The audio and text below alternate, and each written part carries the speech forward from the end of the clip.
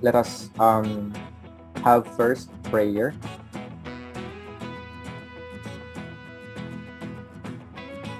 So Almighty God, as we begin this class on the Philippine Professional Standards for Teachers, we humbly seek your guidance and wisdom.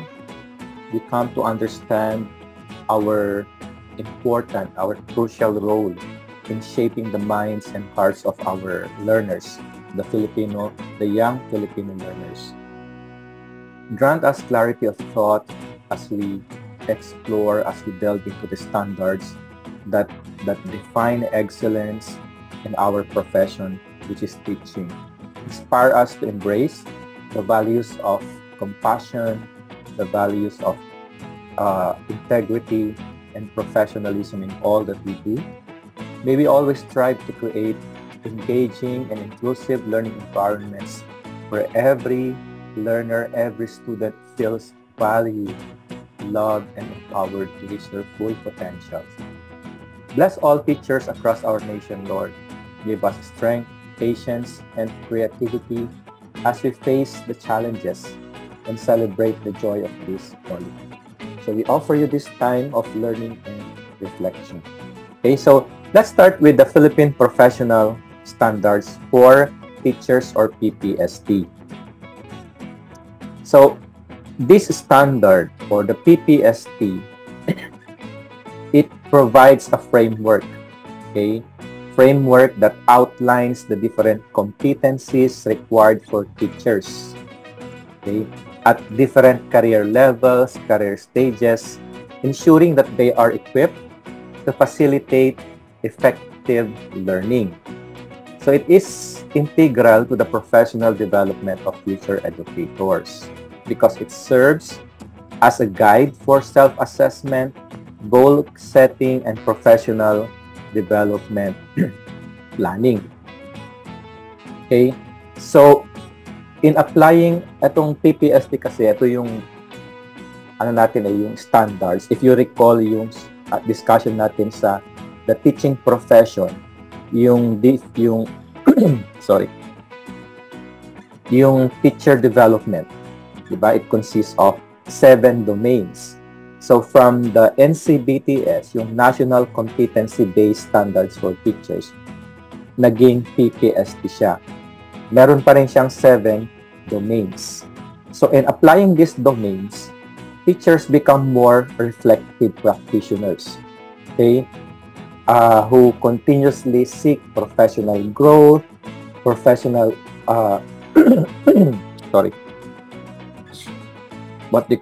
limitless opportunities to improve their teaching practice. Okay? Kumbaga, ito yung guide natin, ito yung pinagbabasehan natin, okay, na standard. Okay?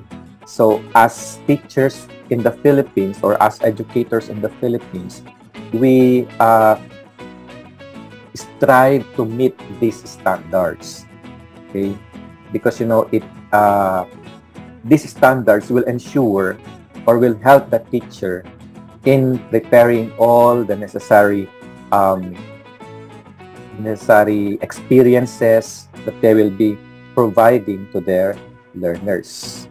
So it contributes, or in the long run, it contributes to raising the quality of education. Okay?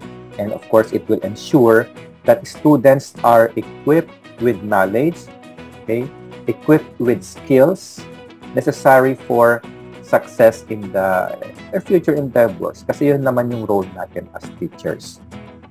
Okay, so I repeat, the PPST is a framework.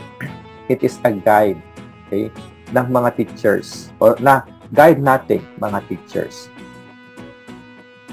Why do we need to study PPST, or why do we need to inculcate PPST religiously in our minds? Okay, first, for professionalism and ethical practice. Because understanding the PPST helps the teacher to align with educational standards, with ethical standards expected of the profession. Kasi, why ethical standards? Kasi it emphasizes the importance of integrity, okay, respect for diversity among our learners, okay, and maintaining professional relationships. So, di ba, napag-aralan din natin yung code of ethics. So, for example, if you are aware of these standards, okay, pag alam mo tong mga standards na to, it will help you consistently demonstrate fairness. Okay? Fairness saan? Fairness in dealing with students, fairness in dealing with your colleagues, okay? Regardless of their cultural backgrounds, regardless of any personal circumstances. Okay? Kasi ang main goal natin dito is to foster an inclusive and respectful learning environment. Okay? Second is content knowledge and pedagogy. So, the PPST underscores the necessity for teachers to have a deep understanding of the subject matter and the pedagogical skills to teach it effectively. Malamang, siyempre, bago ka maging teacher, siyempre magtuturo ka, dapat maalam ka, dapat in terms of content, in terms of subject matter, alam mo dapat yung ituturo mo. Okay? Alam mo dapat yung ituturo mo. So, by studying the standard, the PPST, we will be able to design instructional plans, we will be able to make engaging activities sa ating mga estudyante just to cater to the diverse learners that we have. Diba sabi natin mga estudyante natin kasi iba-iba yan eh. Magkakaiba talaga lahat. Lahat yan. Walang pare-pareho. Okay? So for instance, in teaching a complex topic like in mathematics, okay? So si teacher, nag-a-apply siya ng various strategy para lang maiparating yung gusto niyang iparating sa mga bata. Ano itong mga strategies? For example, gagamit siya ng mga visual aid, mga real-life examples to ensure that all students will grasp the concepts. Okay? Kaya di ba yung mga teachers natin sa Pilipinas, aaligaga yan sa pagpe-prepare ng, especially yung mga primary, mga elementary teachers, pagpe-prepare ng iba't ibang materials. Even teachers, dito naman kasi more on PowerPoint, more on projection na.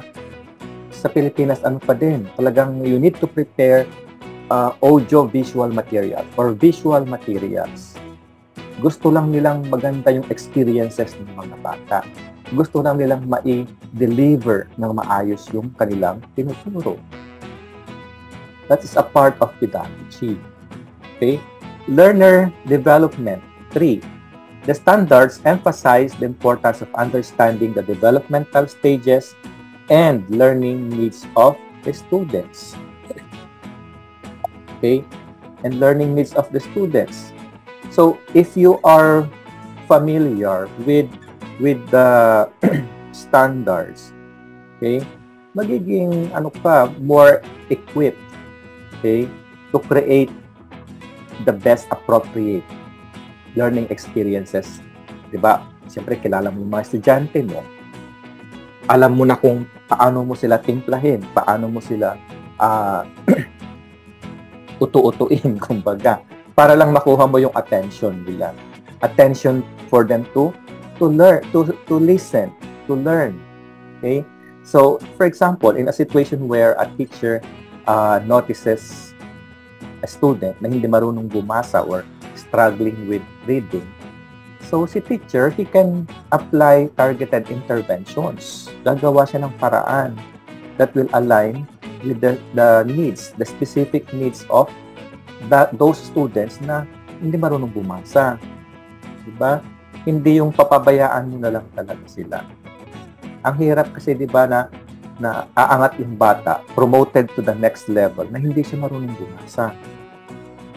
Pag, let's say, ako ang teacher ng grade 5, grade 6, at mayroon akong estudyante na hindi marunong bumasa, Ako, i-call ko yung attention ng grade 1 and grade 2 teachers. Diba? Bakit nyo hinayaang ma-promote itong batang ito na hindi marunong bumasa? Yun dapat ang una ninyong tawag doon, ginawa o pinases bago siya ma-promote. Kasi mahihirapan ang bata kahit papunta siya ng grade 6, grade 7, grade 8, hindi, mahirapan siyang i-appreciate ang lesson kung hindi siya marunong bumasa. Okay? So, it's learner development as part of the standard. Aside from that, learning environment din naman.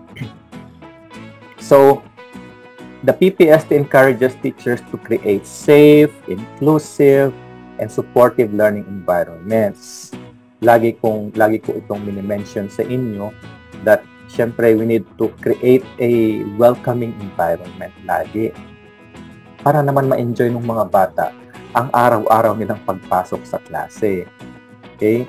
Teachers learn how to manage classroom dynamics effectively.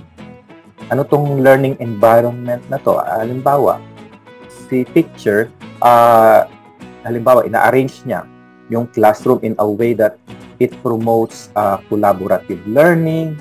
Okay? What else? Use of yung mga positive reinforcers or reinforcements just to maintain an environment conducive to all learners. Okay? Conducive to all learners' success. Kagaya ng hindi ka mag-start ng klase kung hindi mo na malinis, hindi naka-align yung mga upuan, inaayos mo din yung classroom nyo na may mga simple decorations. Although ngayon sa atin sa Pinas, di ba, wala nang decoration sa sa classroom. Pwede naman sa labas, idikit-dikit. May mga bulletin boards naman kasi. Okay? Because the best instructional material that you can show or demonstrate is yourself. Okay? Hindi na kailangan ng mga bata ng mga nakadikit-dikit doon na dapat meron lang isang malaking bulletin board sa likod. Nandun lahat na. May science, may math, ganun lang. Kasi minsan nagiging din yung punong-puno. Di ba meron tayo dati, punong-puno, wala ka nang makitang space sa wall. Punong-puno ng mga dikit-dikit-dikit. Minsan nagiging distraction din yun sa mga bata na instead na makinig sa teacher, kung ano-anong matitignan nila doon, binabasa. Diba?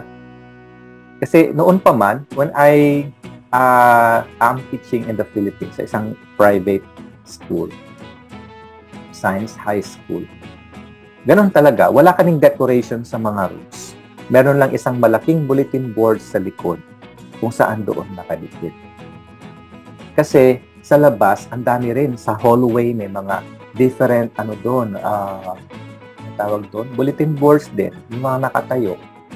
Iba-ibang, ito ay science department. Doon naman sa kabilang hallway, may math department. So, every week yan, may naka-assign na mag-update kung ano nakalagay sa board. Ganon. Depende sa, So, we need to make the learning environment inclusive, okay, supportive, safe sa mga bata. And last, community linkages and professional engagement. Very important din naman lagi that we value, okay, the community. Studying the PPST informs teachers about the value of engaging with communities and professional networks. Despite the fact na ang dami ng trabaho ni teacher, sasabihin natin na ang dami na nga nating trabaho, isi-send pa tayo sa ganito, pupunta pa tayo sa ganito, ganyan. Kasama na yan kasi it's a part of your professional engagement. Okay? So, ito namang engagement na to, of course, it can enhance learning experiences. Okay? What else? It provides real-world connections for students. Like, halimbawa, we collaborate with local businesses to provide yung mga estudyante natin with practical work experiences, diba? Mga work opportunities related to vocational subjects. Minsan, nag-i-invite tayo ng speakers to come and visit the school para silang magsalita on your behalf. Kasi sila yung authority on that particular topic. Okay? And we also join our students sa mga clean-up drives, sa mga, ang tawag doon, yung mga social activities. Okay? Donation campaigns, and among others. Okay? So, yun yung mga significance of studying this PPST. Now, the PPST consists of 7 domains. Okay? Itong 7 domains na ito yung content, knowledge, and pedagogy, 2, learning environment, diversity of learners, curriculum and planning, assessment and reporting, community linkages and professional engagement, and then personal growth and professional development. So, kumpleto din. Okay? For the total package din siya for a teacher. Diba? So, kung analyze mo siya per domain, magiging quality talaga sa teacher. Okay? So, by integrating these domains into the teaching practice, we teachers not only enhance our own professional capabilities, but also we can significantly contribute to the development of our students, to the development of the school, to the community at large. So, ito lang naman yung importante sa PPST, yung 7 domains. And of course, kung magiging teacher na kayo, siyempre meron tayong tinatawag na mga seasoned teachers, mga veteran teachers na meron din yung mga newbies, yung bagong-bago, fresh na teacher. So, magkakaroon yan ng career stages or teacher proficiency level. Kaya nga meron tayong mga position na teacher 1, teacher 2, teacher 3, master teacher 1, 2, 3, diba? Head teacher 1, 2, 3, principal 1, 2, 3, 4, and so on.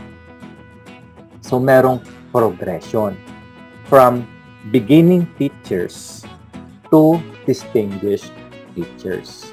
Yan yung career stages na sinasabi natin, mga proficiency level. Pero syempre, kung kagagraduate mo lang, kapapasa mo ng board exam ka, ha-hire ka, i-in mo ka, employ mo doon sa isang school, beginning teacher ka lang.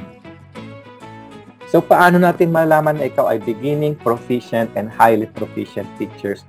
And the last one is distinguished. Pag beginning ka, you are focusing on mastering the basics. Okay? Pag proficient naman na, you demonstrate effective and independent learning teaching. Okay? Pag highly proficient, sila naman yung may mga leadership and mentorship role na. Okay? Tapos, pag distinguished, ikaw na mismo ang nag-lead, nag-innovate within the broader educational landscape. So, yan yung mga career stages ng pagiging teacher. Okay? So, from increasing levels of expertise, qualification mo, diba? Leadership, what else? Yung impact mo sa educational community. Okay? Lahat yun nako-consider para ma-determine yung inyong proficiency level. Okay? So, halimbawa, si highly proficient teacher, yung mga leaders na, kailangan i-guide nila yung mga beginning teachers. Diba? Same is true with proficient teacher. Tutulungan nila yung mga beginning teachers. After all, ang goal naman natin is to make that the total learning experiences of our students na successful. Diba? So, wag nating hayaan na yung isang teacher doon ay hindi nagiging, kumbaga, successful sa kanyang mga indicators. Okay? It's a teamwork kung sa isang school. Okay? So, let us dissect each of these career stages. So when we say beginning teachers, they are the teachers who are new to the profession, mga bago. And they are on the early stages of their teaching careers. Siguro yung mga first 3 years mo as a teacher, okay?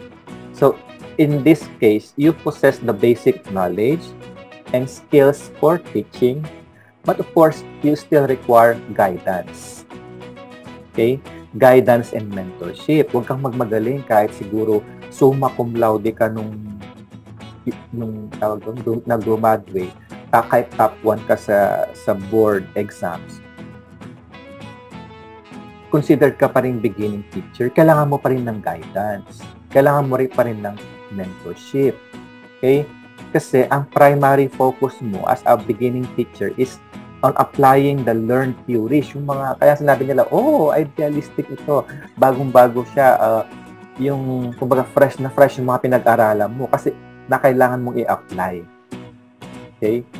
You need to apply those learned theories and pedagogies in real classroom setting. Kasi yung practice teaching mo nung ikaw ay nag-aaral pa, hindi yun enough.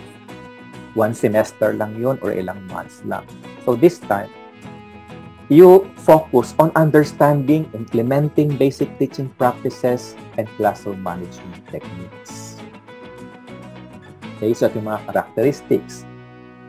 They rely heavily on prescribed curriculum and standard teaching method. They require guidance and support from more experienced colleagues. Hindi masama ang magtanong. Okay? Especially kung meron ka namang head of department, magtanong ka lagi kasi i-guide ka naman. Okay? And then focuses on establishing a safe and structured learning environment. So yan si beginning teacher. Hindi yung may mga ibang mga bata din minsan nagmamatigas ng ulo, lumalaki ng ulo na hindi na nila kailangan ng guidance kasi alam naman nila ang gagawin. Diba? So, after that is yung proficient teacher. So, pag proficient teacher ka na, you have gained experiences and confidence in their teaching abilities. So, siguro kahit after 3 years, after 5 years, meron ka naman ng confidence and experience na yun. Diba? Yung mga considerable experiences na you already demonstrate a solid grasp of the teaching practices. They are capable of independently planning and delivering effective lessons and are adept at managing their classrooms. Kahit siguro 2 years pa lang kung talagang kinakarir yung pagiging teacher, pwede kang maging proficient teacher. Okay? As long as you can effectively apply yung knowledge to create engaging learning environment. Okay? What else? That you are confident on your abilities, that you actively seek professional growth opportunities. So yan yung mga characteristics niyan. Like, nag-integrate na siya ng technology and innovative methods to enhance learning. Nag-adapt na siya ng instruction to meet the diverse needs of students. Okay? And of course, he or she engages with community, okay, and communicates effectively with parents and colleagues. Yan si proficient teacher.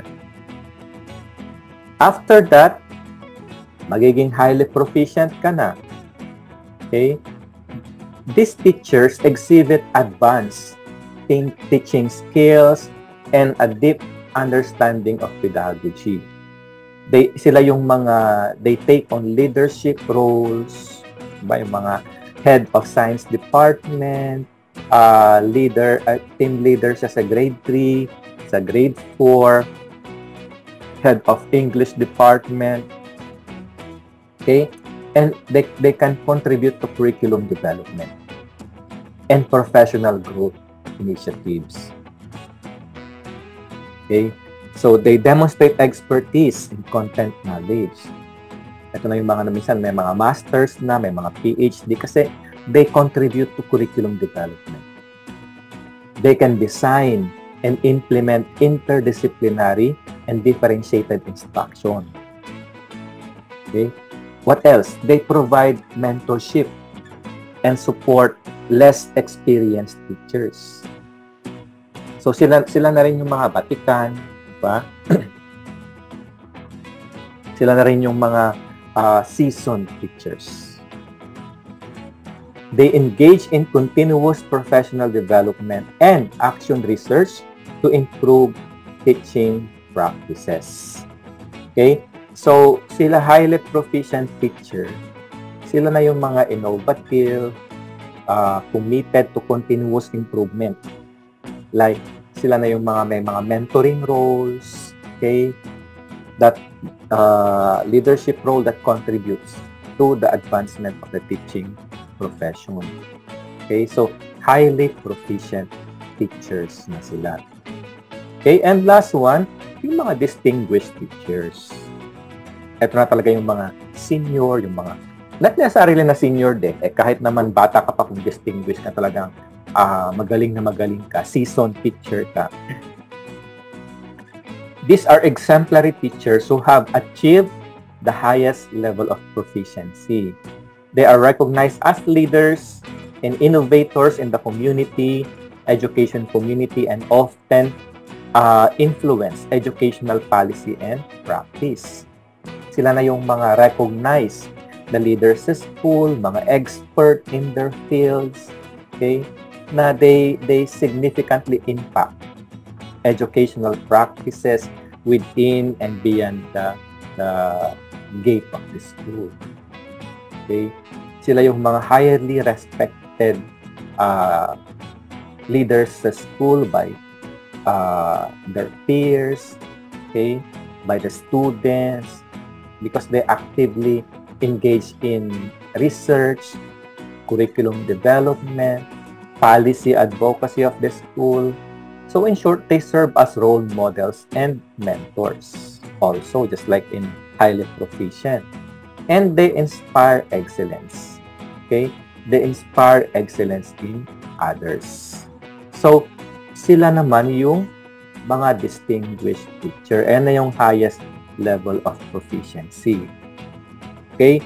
So, hindi naman ibig sabihin na hintay mo pa ng 15 years, 20 years bago maging distinguished teacher. Okay? So long as you can be recognized as leaders, innovators in this education community, pwede. Diba? Pag, let's say, dire-diretso kang nag-aral, experiences, naka-PhD ka na, diba? Ang dami mo ng mga researches, expert ka na. You can be distinguished teacher. Okay? So, yan yung 4 career stages. Okay, career stages ng in terms of the teacher of proficiency, yung level. Okay? Next, let us also dissect the different domains, yung 7 na discuss natin kanina, kung paano siya ma-apply in terms of these career stages. So let's start with the first domain, the content, knowledge, and pedagogy. So in this domain, it focuses on the mastery of the subject matter. Kagaya ng sabi ko, dapat master mo yung tuturo mo. If you are a high school science teacher, dapat magaling ka naman talaga sa science. Okay? Kung ikaw ay generalist, grade 3 teacher, usually kasi mga elementary, self-contained. Pag generalist means tuturo nila lahat ng subject. Diba? Pero may mga ibang schools na iba-iba ang teacher sa math, sa science, diba? Iba rin sa English, iba rin sa computer, may ganun naman. By expertise. Which is okay din naman pag ganun. Okay? So, subject matter that the teachers teach and the application of pedagogical approaches that effectively facilitate learning. Okay? Effectively facilitate learning. Example, A science teacher uses inquiry-based learning to teach the scientific method, encouraging students to conduct experiments and discover principles through hands-on activities. Kasi syempre, dapat in terms of content, in terms of strategy, meron ka. Diba? What else? A math teacher leads a professional learning community where colleagues share strategies for teaching algebra to diverse learners. Yung yung link with the community. Para lang, let's say, turuan ng mga bata in terms of algebra. Okay. An English teacher partners with a local library to create a reading program that enhances literacy skills and content knowledge. Kung gusto mo within the school, let's say, elementary teacher ka, pwede mong invite yung MAPE teacher sa high school para tulungan kang magturo ng ganito, music, ng sayaw. Okay? Or ikaw din, pwede kang mag-volunteer to help others, to share yung content knowledge mo, as well as the different strategies na meron ka. Okay? Example. Let's have one activity. Ito yung teaching a lesson on fraction. How do we know kung ang teacher ay knowledgeable in terms of content, knowledge, and pedagogy? Let's say, as a beginning teacher, as proficient teacher, as highly proficient teacher, and distinguished teacher. Okay? Kasi syempre, sa content, knowledge and pedagogy, pag sinabi natin beginning teacher, di ba, yung basic understanding of the subject matter. Di ba?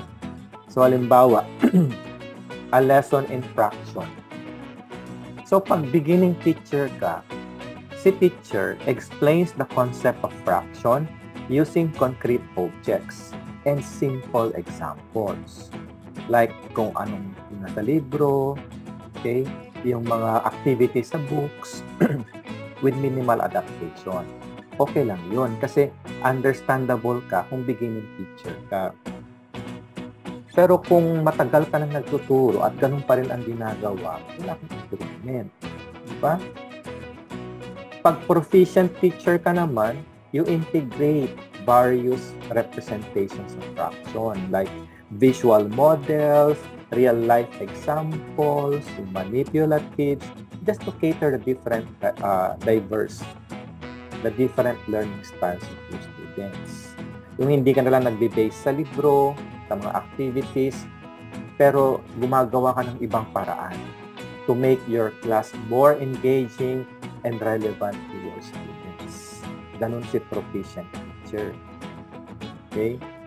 Pero pag highly proficient ka na, ikaw na mismo nag-design and implement yung mga activities to discover fraction concepts independently. You connect fraction to other mathematical concepts and real-world applications. Yung mga ginagamit mong activity ay mga real-world, like yung mga ginagamit sa bahay.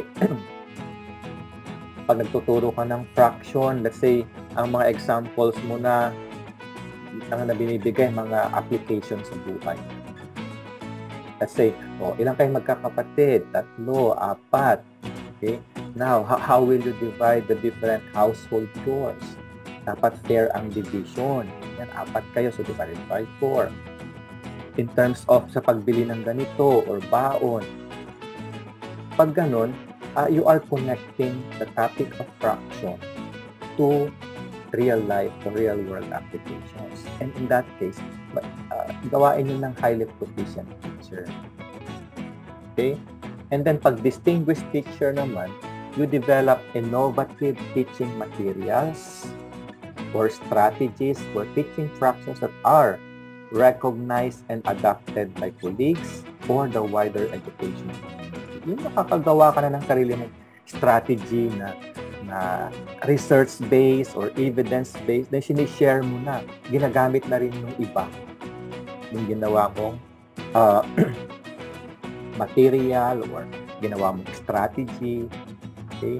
You conduct action research to continuously improve in pedagogical approaches. Like sasabihin mo na, ito makabago ito. Dahil attend ako ng webinar sa isang international setting. Ito pala yung ginagamit sa Finland, kaya maganda ang education system. So, yung magre-research ka ng nagre-research, okay, sa different approaches, different strategies. Yan naman yung isang characteristic ng pagiging distinguished teacher. In terms of content and pedagogy, hindi lang yung nagbe-base ka lang sa kung anong napag-aralan mo ikaw ay college, kung anong nasa libro. If in that case, beginning teacher ka pa din. Okay? Next, domain number 2, which is the learning environment. So, eto naman, supportive, respectful, and safe environment conducive to learning to all the students. Si teacher clearly establishes behavior expectations and use positive reinforcement to create a culture of respect and cooperation. Yung, di ba, unang week pa lang ng klase, nagbibigay ka na ng mga policies. Okay? Behavior expectations. You agree with your students, di ba, nagkakaroon na kayo ng election of officers, di ba? Nagdi-discuss na kayo ng policies, di-discuss nyo yung school policies, yung handbook, gagawa na rin kayo ng sarili yung arrangement sa classroom.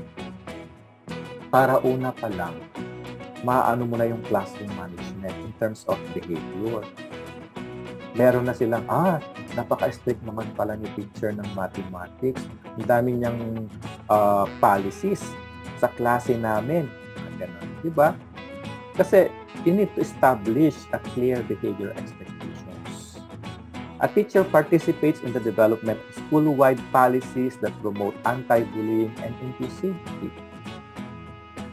A teacher organizes a community clean-up day, fostering a sense of responsibility and environmental stewardship among students. These are all examples of creating a supportive, respectful, and safe environment. Okay? That is a part of the main 2. Example, establishing classroom rules and routines. Napaka-importante ito. Kasi yan yung basihan ng mga bata. They're looking forward to it. And of course, pero meron kang mga classroom rules and routines, kailangan mo talaga siyang yung very firm ang iyong pagpapatupad sa klase. Hindi yung nababali yung mga rules mo. Yung dahil mong, okay, sige, next time huwag mo nang gawin. Hanggang laging ganun. Okay? So, pag beginning teacher, the teacher creates classroom rules collaboratively with students but may struggle to consistently enforce them. Minsan, ang hirap i-enforce kasi sa mga bata yan. Especially pag sa high school. Diba? So, the classroom atmosphere is generally positive but may sometimes be disrupted. Okay? So, yan pag beginning teacher.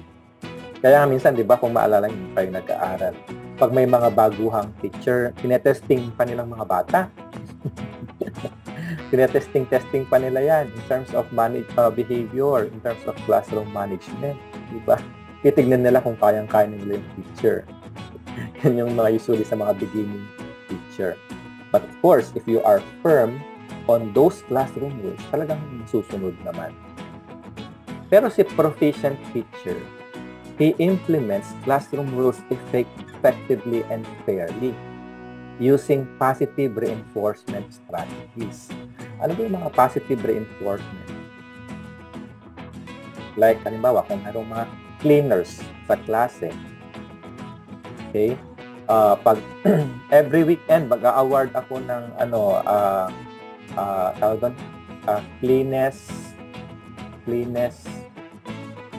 cleanest classroom, I mean the cleaners of the week, kumbaga.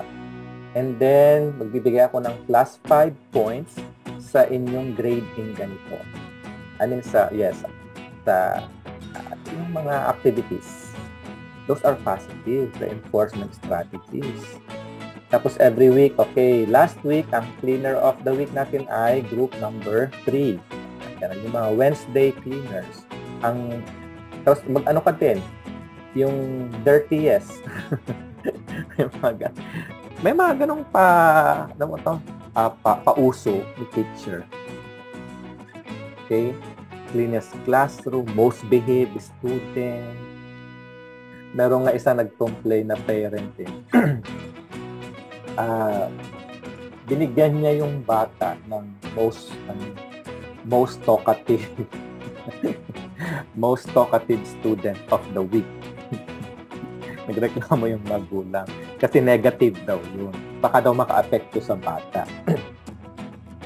Although may point naman yung magulang, pero sinabi na lang namin, let's look at the brighter side of it. Diba?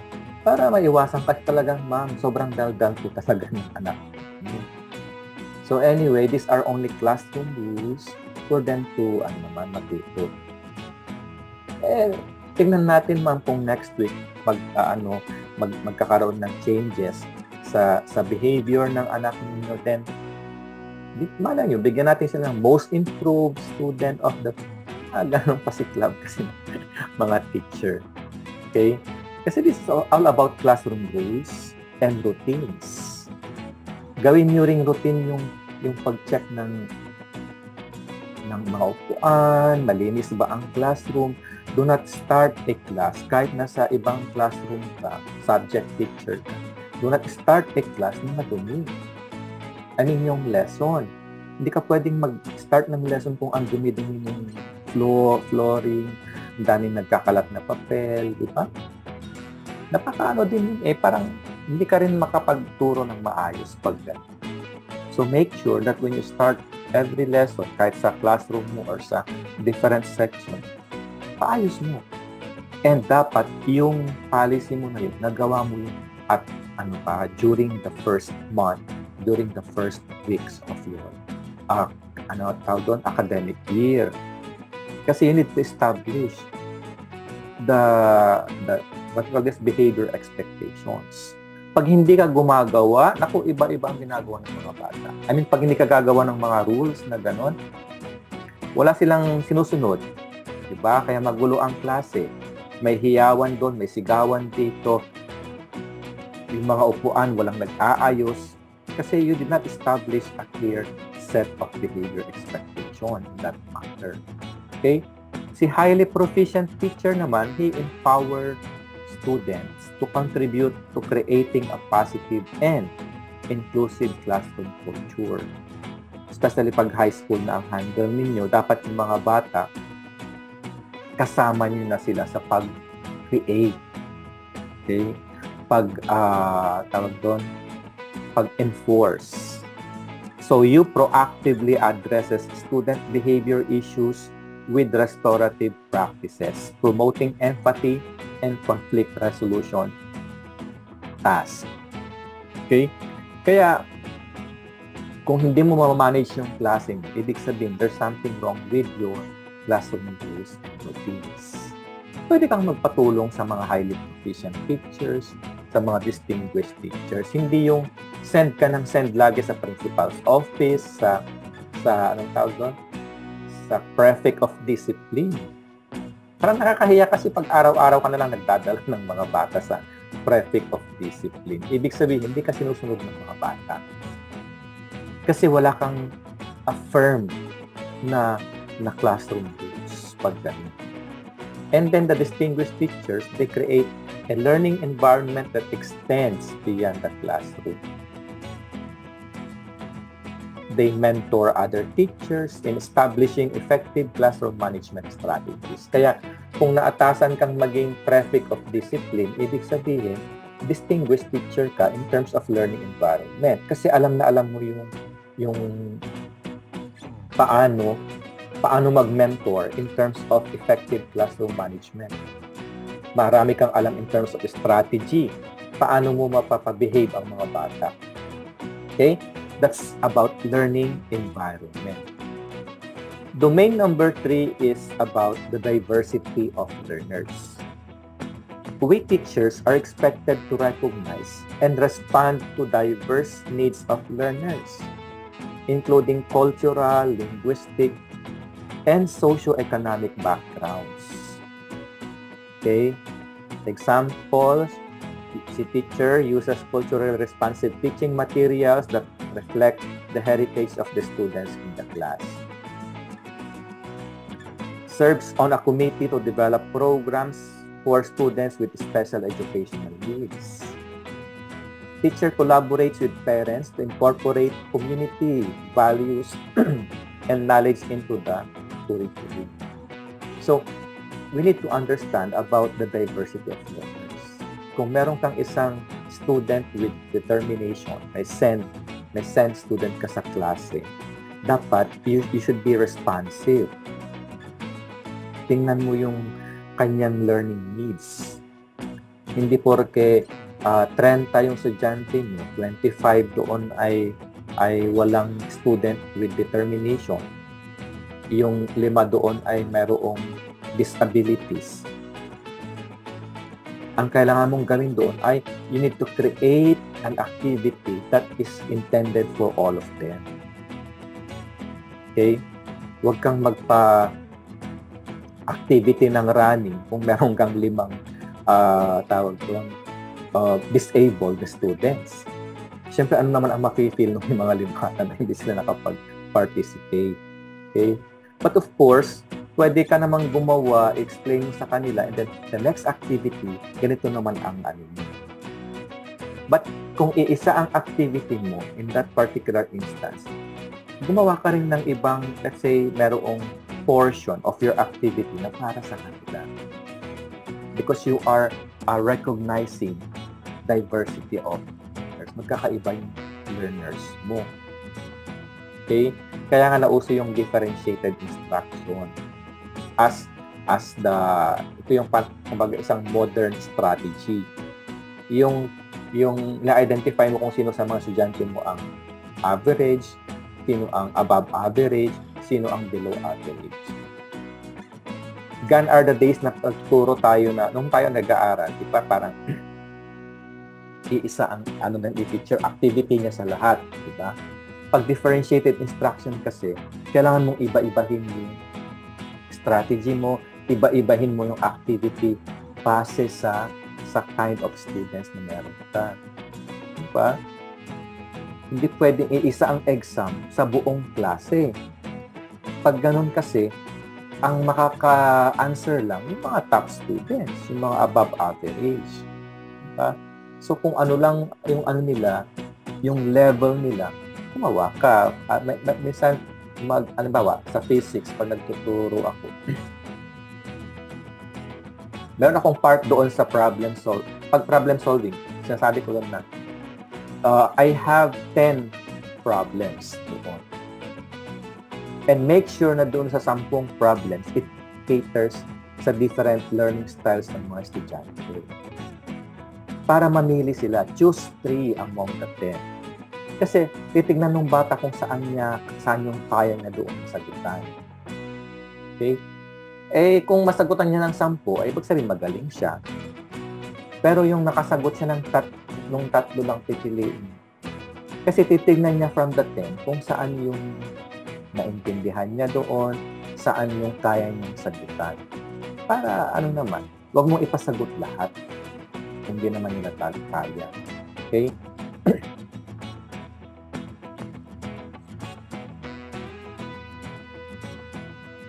Differentiated instruction, but ano ba ang question kasi, sir, sa'yo? Siyempre, pag differentiated kasi, ipapa-explain din nila kung ano ang gagawin mo. Paano mo i-apply. Diba? In-ask kasi ako nila that, yung interviewer, sir. Mm-hmm. May na-experience pa daw po yung special, Okay. yung scent, and then ano dong strategy ko. And then, yun, hindi ko sinabi na may experience ako ganun. Ang sinabi ko lang, alam ko yung differentiated, Ah, ganun. Na Kapag- dapat, dapat it's kasi, not, ah, ano, ano sir? yun, sir? Ang sabi mo, it's Ano not, yun? Dapat hindi lang exclusively for yung para lang sa isang student yung learning material. yes. Dapat Oo. it should be gano'n ang sinabi ko. Pero I don't know what happened. Kasi pag SPED, sir, ang pinakamaganda sa SPED naman is yung individualized instruction. Diba? Kasi let's say, for example, magkakaiba yung disabilities ng mga bata. May autism, meron yung hyper, meron yung ADHD. Pag ganun, individualized instruction. Pag SPED ng pinag-uusapan, individualized, yung personalized instruction. Magkakaiba bawat isa. Kaya nga usually sa isang classroom, 10 lang sila or 15 para ma-personalize mo yung mga strategies. Pwede rin naman yung differentiated instruction, especially kung inclusive. Kung meron kang 40 na estudyante or 25. Yun. Pero ang pinaka-effective kasi sa SPED is personalized, yung individualized instruction. Kasi iba-iba sila kakaiba sila ng needs. So, dapat iba-iba din yung ibigay mo instruction. Okay? Baka hindi yun ang dahilan kung bakit di ka natanggap. baka may mas qualified na applicant. Okay? May mas experienced na applicant. Pero correct naman yung sagot mo na differentiated. Kung tanong kanila na how are you going to deal with students? What strategy? Tumpak naman yung differentiated instruction kasi that's the ano naman. Yan yung baga isa sa modern strategy. Okay? Na pwedeng gawin. In terms of diversity of learners. Kasi magkakaiba naman talaga ang mga learners. Aside from yung mga student with determination, may mga estudyante rin na iba-ibang learning style. Okay?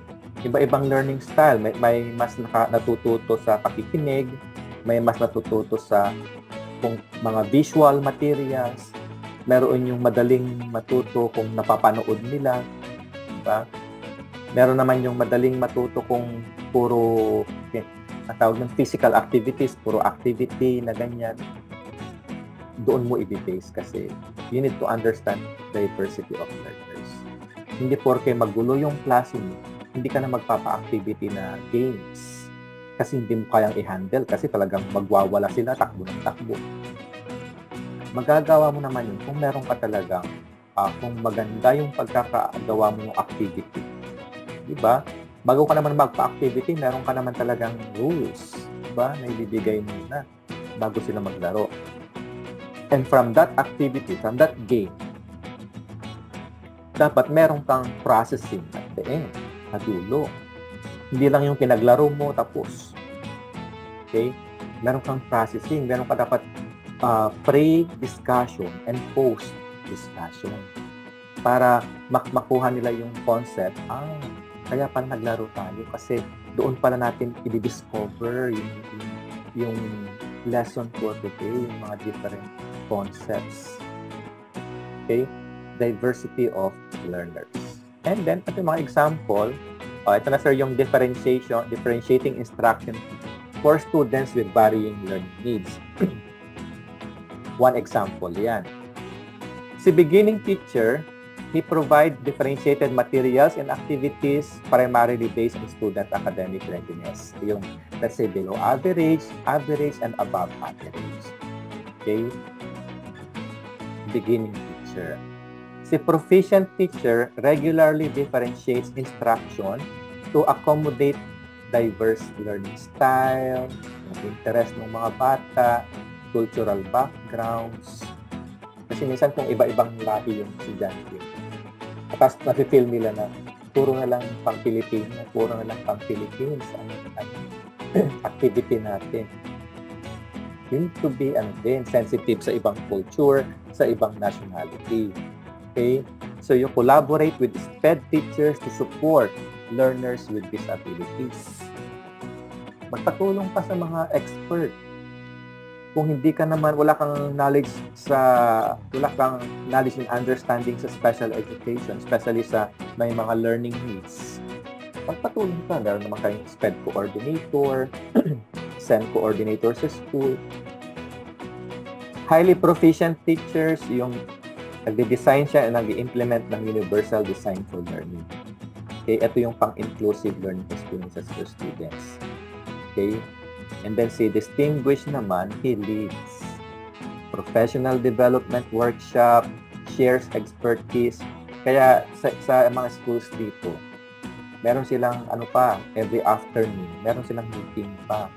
Yung team leader nagpapa-meeting, o kumusta yung mga klase niyo today? Ano yung mga behavioral problems na face niyo today? Or every week, mimitingin kayo para alam niya kung paano mo, ito ang gawin mo, ito ang gawin mo dapat. Hindi mo dapat ginawa yun. Ganon. Okay? Sila yung mga distinguished teacher, yung may mga team leader. Wala pa kayong ganun sa school. Dapat meron yung nag-guide sa inyo. Okay? So, that's domain number 3. Domain number 4 is all about curriculum and planning. So, this domain involves understanding and implementing the curriculum effectively, including planning, integrating, and managing resources. So, curriculum, siyempre kasama na dyan lahat ng mga lesson plan ninyo, yung doon kung anong mga strategy, anong mga ituturo. Okay? So, you understand and implement the curriculum effectively. Okay? Example, developing a unit plan on Philippine history. O, gagawa ka ng unit plan mo, lesson mo. Okay? So, si beginning teacher, he or she follows the prescribed curriculum guide closely with minimal adjustments. Yung lesson plan niya are generally well-structured but may lack depth in some areas. Diba? Magawa tayo ng lesson plan every week para sa ituturo natin next week, the whole week yan. May pang Monday, Tuesday, Wednesday. So, si beginning teacher, nagbe-base lang siya sa curriculum guide. Diba? Pero si proficient, he or she aligns unit plans with the curriculum guide while incorporating local history, current events, and student interests. Kailangan mo na rin diba, maganda rin minsan na kung ano yung mga latest, ano yung mga viral. Isama mo yun sa motivation mo. Bakit? Kasi, viral. So magiging interesado sila pag ganun. Diba? But make sure na ma-connect mo sa lesson mo. Baka mamaya, kasi pag motivation naman is, yun yung unang, let's say, nagkukwento ka, bago mag-umpisa ng lesson, para lang makuha mo yung attention ng mga bata.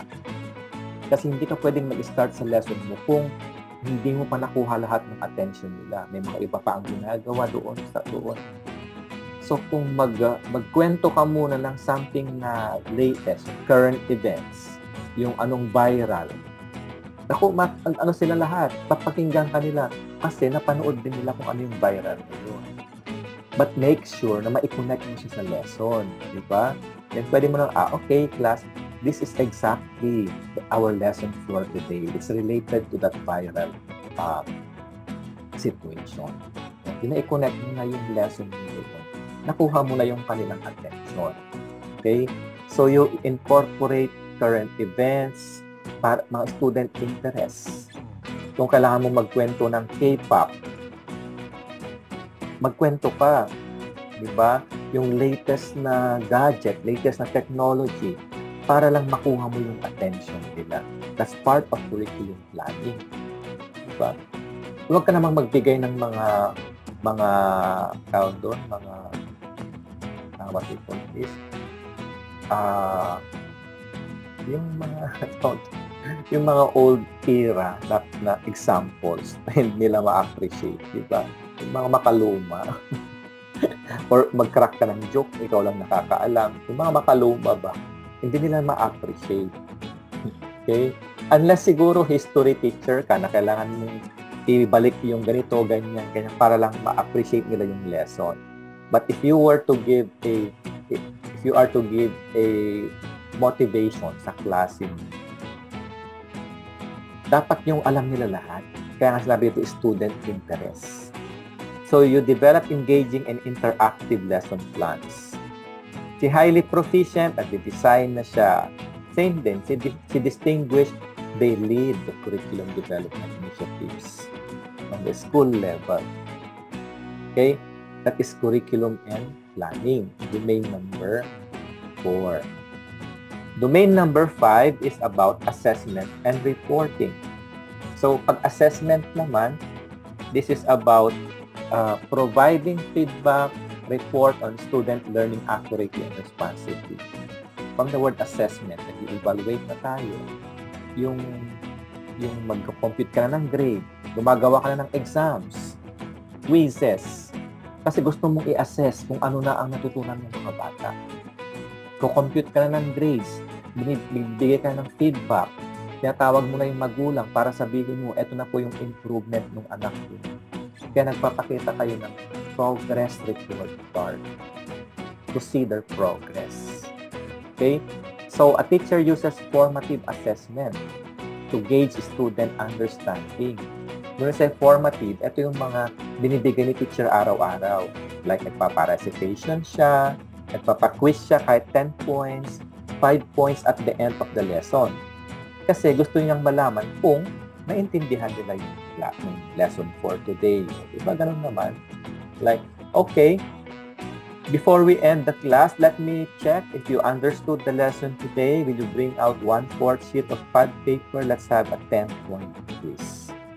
That's one way of assessing kung naintindihan nila yung lesson today for that particular day. That's formative.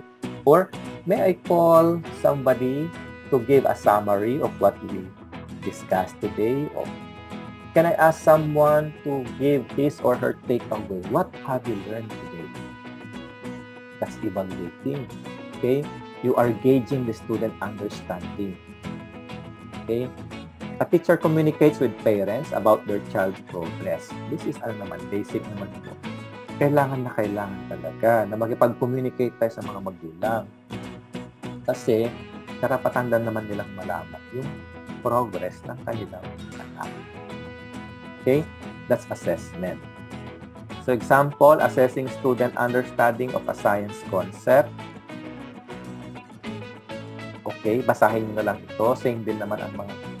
Basta dito kasi, just for you to check kung anong level mo, kung ito yung ginagawa mo activity. Pag si teacher, gumagamit siya ng traditional assessment method, like multiple choice, worksheet, beginning teacher siya. Pero kung variety of assessment method, proficient. Si highly proficient naman, nagkakaroon na siya ng adjustment sa kanyang assessment based on the student needs. Okay? Self-assessment, peer assessment. Tapos si distinguished implements innovative assessment practices. Portfolio assessment sa mga maliliit, sa kindergarten, di ba meron silang mga portfolio. Doon nakikip yung mga drawing nila, journal nila, yung sulat nila. Okay? For performance-based task, yung nagpapasayaw na kayo doon, ina-apply na yung natutunan. Okay? And you share expertise in assessment literacy with your colleagues. Pag i-share ka na, ito magandang gawin mo ito para makita mo kung let's say, yung performance nila in terms of this one. Kagaya ng pandemic, di ba? Yung mga sa MAPE, yung nagpaparecord na lang kayo na i-record nilang sarili nila, sasayaw, para lang makita yung tamang steps na tinuro mo. Okay? Then, ipasubmit mo para ma-check mo siya. That's one way of assessing. Di ba, may mga group performance. Kailangan mag-participate lahat. Tapos sasabihin mo kung ano ang grade ng group, yun ang grade ng lahat. So, ang gagawin ng iba talagang magpa-practice sila kung gusto nila ng mataas na grade. Okay? That's assessment. Reporting, we report, we give feedback. We give feedback to the students as well as to their parents. Okay? Domain number 6. Community linkages and professional development. So this domain highlights the importance of engaging with the community and professional networking to enhance educational practices. Okay, so halimbawa, si teacher, regular siyang nagkakaroon ng parent-teacher conference to discuss student progress, challenges, strategies for improvement. Part yun ng community link. Okay? A teacher develops and implements outreach program that involves students, teachers, and community members like clean-up drives, tree planting, health awareness campaigns. That's part of domain number 6. The teacher establishes partnership with local businesses, non-profit, and government agency to provide students with real-world learning opportunities like internship, like we field trip sila, guest lectures. That's part of domain number 6. Community linkages and professional engagement. We need to bring our students outside, okay, to the community para hindi lang sila naka-confine sa 4 walls of the classroom. Okay? And then the last domain is about, of course, sa ating sarili naman. Personal growth and professional development. So teachers are encouraged to pursue lifelong learning opportunities to improve their practice continually. Hindi yung nung naging teacher ka na, hanggang doon. Yung inaral mo nung college, hanggang doon na lang. Umattend ka ng mga seminars, workshops, webinars. Mag-upgrade ka, mag-aral ka ng certification course. Mag-masters ka kung kailangan, mag-PhD ka kung kailangan. Mag-research, gumawa ng tawag doon, research worthy of publications. Kasi kailangan lifelong learner tayo. Magbasa at magbasa, diba? Kasi ang daming mga latest, ang daming innovations, ang dami ng trends that we need to keep ourselves abreast with. Okay?